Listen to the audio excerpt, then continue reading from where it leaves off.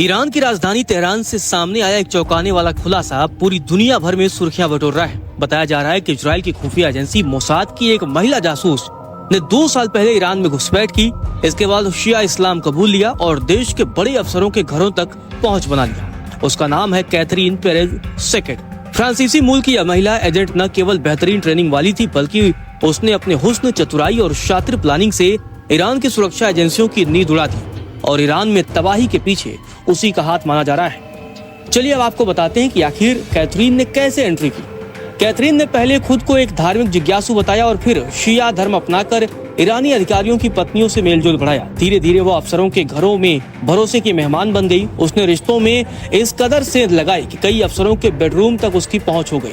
जहां सुरक्षा एजेंसियां मोबाइल तक चेक करती हैं, वहाँ कैथरीन के हाथ में घरों की तस्वीरें और ठिकानों की जानकारी थी जो वह सीधे मोसाद तक भेज रही थी।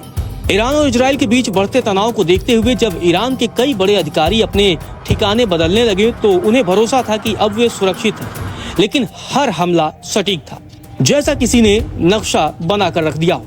अब जब ईरानी खुफिया एजेंसी ने जांच शुरू की तो धीरे धीरे राज खुलने लगे।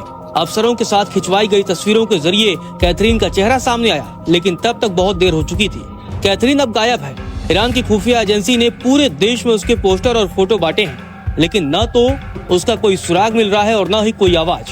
कुछ रिपोर्टों के मुताबिक अब वह किसी और पहचान में किसी और देश में हो सकती है, लेकिन फिलहाल वह इजराइल के सबसे चर्चित जासूस ऑपरेशन में से एक बन चुकी है। दरअसल ईरान के आर्मी चीफ से लेकर के ईरान के इस्लामिक रेवोल्यूशनरी गार्ड्स के कमांडर तक पिछले 8 दिनों के अंदर इजराइल ने ईरान के 9 बड़े सैन्य कमांडर ढेर कर दिए। हर बार तरीका एक ही था। इजरायली वायुसेना उसी इमारत पर मिसाइल दागती जहां कमांडर मौजूद था और एक धमाके में टारगेट का खात्मा हो जाता। अपने वरिष्ठ कमांडरों की लगातार मौत होते देख ईरान की खुफिया एजेंसी अलर्ट हो गई और जब हर इजरायली स्ट्राइक के तार जोड़े गए तो एक नाम सामने आया। उसका नाम था कैथरीन। ईरान की खुफिया एजेंसियों को पता चला कि मोसाद ने कैथरीन नाम की एक महिला जासूस को तेहरान में प्लांट कर दिया था और इसी जासूस के जरिए मोसाद को ईरानी फौज के टॉप कमांडर्स की जानकारी और पिन पॉइंट लोकेशन मिल रही थी। हालांकि ईरान की एजेंसियां कैथरीन को पकड़ नहीं पाई हैं, लेकिन जो कैथरीन ने किया उसे सुनकर सबके होश उड़ गए।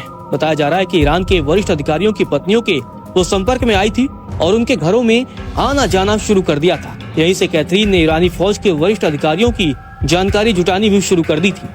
कैथरीन पेरेज ये जानकारी लगातार मोसाद को भेजती थी और जानकारियों के आधार पर इजरायली वायुसेना को वो लोकेशन बताती थी जहां ईरान के वरिष्ठ मिलिट्री कमांडर मौजूद रहते थे। पहले ईरान के अंदर से ड्रोन अटैक, फिर कार बमों के जरिए धमाके और अब महिला जासूस के जरिए चौंकाने वाला ऑपरेशन। ये मिशन साबित करते हैं कि ईरान के लिए मोसाद के वॉर से बचना मुश्किल ही नहीं नामुमकिन है। हालांकि इजरायली मीडिया के हवाले से कैथरीन ने खुद को जासूस नहीं बताया है।